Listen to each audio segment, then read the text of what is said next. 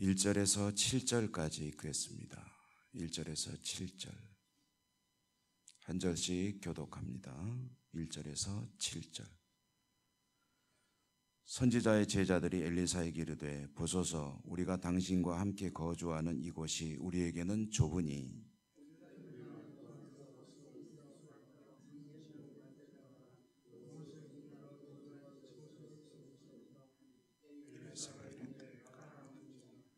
그 하나가 이르되 청하건대 당신도 종들과 함께 하소서 하니 엘리사가 이르되 내가 가리라 하고 드디어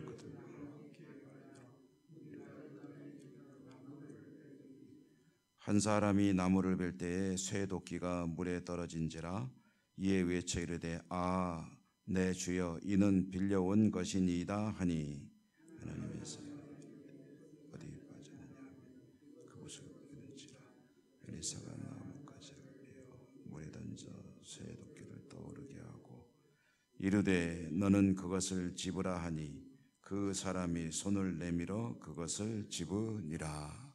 아멘. 오늘도 주님 은혜가 함께 하시기를 기원합니다. 지금 이제 우리가 읽고 있는 이 말씀은 엘리야의 뒤를 이은 엘리사 선지자의 여러 가지 기적 이야기들을 보고 있죠. 그런데 엘리사의 기적이라고 흔히 말하지만 엄밀히 말하면 하나님께서 엘리사를 통해서 어떤 일을 어떻게 하셨나 하는 그 이야기를 이제 읽고 있는 거죠. 하나님께서 엘리사를 통해서 여러 가지 기적을 행하십니다. 그것은 엘리야의 정통 계승자인 엘리사의 이제 사역을 통해서 하나님께서 하나님 백성들을 축복하시는 것이겠죠.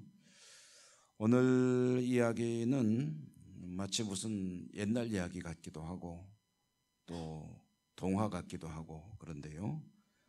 한 제자가 엘리사의 선지학교, 학교라고 그러니까 뭐 교사가 있고 뭐 거창한 그런 것은 아니고요.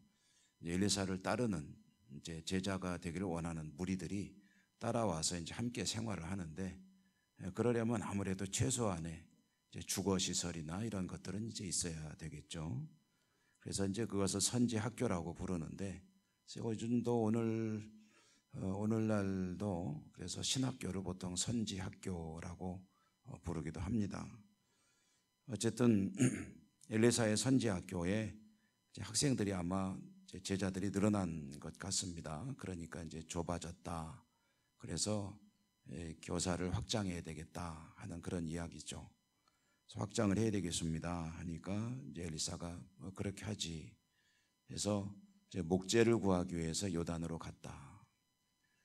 목재를 구하기 위해서 요단으로 가는 것은 요단이 이제 물가이고 물이 있어야 나무가 자라는 것이고 그래서 요단에는 또 물 좌우로 평야가 넓게 펼쳐져 있거든요.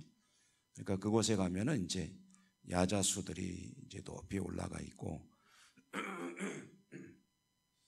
내륙 지방에서는 구할 수 없는 그런 좋은 목재들이 요단가에 있습니다. 그래서 요단가로 이제 목재를 구하러 갔다 하는 것이고 한 제자가 엘리사에게 선생님도 같이 가시죠 하고 청했고 엘리사가 동행을 한 가운데 나무를 이제 베기 위해서 이제 도끼를 가져갔는데 이제 쇠 도끼였다 하는 거죠. 도끼질을 하다가 이제 도끼가 이제 헛손질을 했는지 날아가서 이제 물에 빠지게 되었다. 이제 물에 빠진 도끼를 건져야 할 텐데 건질 방법이 없으니까 이제 낙심해 있는 겁니다. 문제가 발생을 했죠.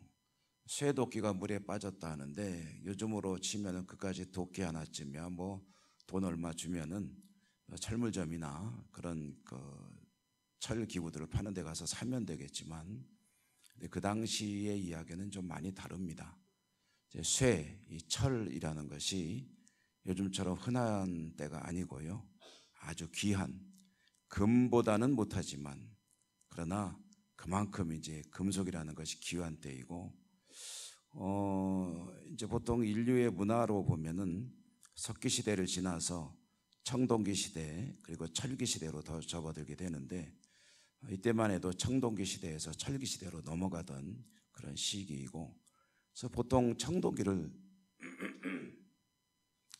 더 많이 쓰죠. 청동기를 많이 쓰고, 철기는 좀 귀한 그런 금속이고, 그래서 꼭 필요한 데만 쓰게 되고, 또 쓰더라도 굉장히 값이 비싼 그런 금속이었다 하는 겁니다.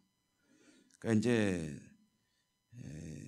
주로 이제 철은 무기, 군대를 무장시키는 무기, 칼이나 창 같은 것에, 그것도 지휘관용으로 이제 아주 소수만 만들어내던 그런 시기이기 때문에 쇠도끼라는 것은 이제 굉장히 귀한 그런 도구라고 할 수가 있겠죠. 그런 값비싼 귀중품을 물에 빠뜨렸으니 이건 이제 굉장히 큰 손실이 지금 벌어진 것입니다. 근데 이제 문제는, 두 번째로는 그 문제가 뭐냐면 이제 도끼가 자기 게 아니고 빌려온 거라는 거죠. 내 거라면은 내가 손해보고 말면 되죠. 근데 빌려온 것은 돌려줘야 되잖아요. 돌려주려면 이제 빌려온 물건을 줄 수가 없으니 그와 같은 가치의 도끼를 줘야 되는데, 그것은 구하기도 어렵고, 또 혹시 구할 수 있다 해도 엄청난 그런 값을 지불해야 되니까 가난한 이런 이제 신학생의 입장에서는 감당할 수가 없는 것이고, 그러니 이제 넋이 나갔죠. 큰일 났습니다. 도끼가 물에 빠졌습니다. 그것은 이제 빌려온 것입니다. 엘리사가 이제 문제를 해결합니다. 그래서 어디 빠졌느냐? 저기입니다. 그래서 나뭇가지를 베어 던졌더니 도끼가 떠오르더라.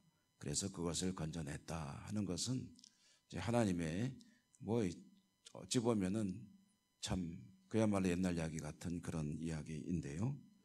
그래서 신학자들 간에는 이 기적은 성경에 들어갈 필요가 없는 건데 들어갔다라고까지 말하는 사람도 있습니다. 어쨌든 이와 같이 이 도끼를 건져 올리는 그런 기적이 있게 됐는데, 이 기적 사건이 계시하는 그런 내용이 뭐냐 하면은요, 이제 바로 앞에 나오는 이야기가 이제 나아만을 치료하는 이야기죠. 그래서 아람의 군대 장관 나아만이 요단에 가서 이제 몸이 낫습니다. 요단의 물로 씻음으로 나았다 하는 것과, 요단에 가서 도끼를 잃어버렸는데 그 도끼가 그 물에 뜰 수가 없는 거죠. 그래서 떠오르는 그런 기적이 있었다라는 것은 이제 하나님께서 하시는 일의 이제 범위를 계시하는 것이다, 이렇게 이해를 할 수가 있습니다. 하나님께서 사람의 역사를 주관하시고 사람의 생명의 주인이 되신다라는 것은 우리가 흔히 하는 이야기 아닙니까? 그런데 하나님의 역사에 속하는 것은 생명이 있는 사람은 물론 동물들뿐 아니라 식물들뿐 아니라 광물들, 이 땅의 모든 것이 하나님의 피조의 세계에 속하는 것이고, 광물들 이런 것들까지도 하나님의 통치하에 있는 것이다라는 것을 보여주는 사건으로 이해를 합니다. 저는 이 말씀을 읽으면서 또 그런 생각도 해봅니다. 믿음이라는 것이 참 신비로운 것이죠. 믿을 때 능력이 나타나고 인간의 이성이나 상식으로는 이해할 수도 없고 받아들일 수도 없는 그런 일들이 일어나는 법인데, 그런데 물을 통해서 하나님이 사람을 고치기도 하시고, 물은 약이 아니죠. 그냥 물 아닙니까? 그런데 그 물에는 자연 법칙이 있고 과학이라는 것이 이제 보여주는 그런 것들이 있는데, 그 모든 것을 초월하는 하나님의 능력은 놀랍게도 이제 나타나는데, 그 매개체가 되는 것이 뭐냐 하면 믿음이라는 것이다. 믿음의 능력은 어디까지 미치는 것일까 할 때 하나님께 그 믿음이 상달되고 기도가 상달되기만 한다면 그러면 이루지 못할 일이 없다 하는 것을 이 도끼를 건지는 일을 통해서 우리가 또 한 번 생각하게 됩니다. 물론 믿음을 통해서 이루어지는 이런 놀라운 역사들이 내가 원하는 대로 되는 것은 아니죠. 내가 믿습니다 한다고 되는 것은 아니고, 여기는 하나의 커다란 틀이 있습니다. 그것은 하나님의 뜻 안에서입니다. 하나님의 뜻 안에서 믿음으로 나아갈 때 그때 놀라운 기적이 일어나는 것이다. 이것은 다른 말로 하면은 나의 정욕대로 구한다고 해서 되는 것이 믿음이 아니고, 그러므로 믿음의 첫째 전제 조건은 하나님의 뜻이 무엇인지를 알아야 하는 것이죠. 그래야 하나님을 시험하지 않게 되고 하나님께서 원하시는 방향으로 믿음을 가지게 되고 간구하게 되고, 그럴 때에 믿음대로 되어지는 것이다 라는 것이 성경을 통해서 주어지는 믿음 이야기인데요. 그럼 엘리사를 통해서 이와 같은 기적을 이루시는 하나님의 뜻은 무엇인가? 결국은 모든 역사, 인간 세상의 일들은 하나님의 손아래 있다 하는 것을 또 한 번 깨닫게 됩니다. 여러분, 하나님의 뜻을 알고 믿음으로 행할 때 하나님의 능력의 기적이 나타나게 되고 하나님 역사를 체험하게 됩니다. 오늘도 그런 은혜가 여러분 가운데 있기를 축복합니다. 은혜로우신 하나님 감사합니다.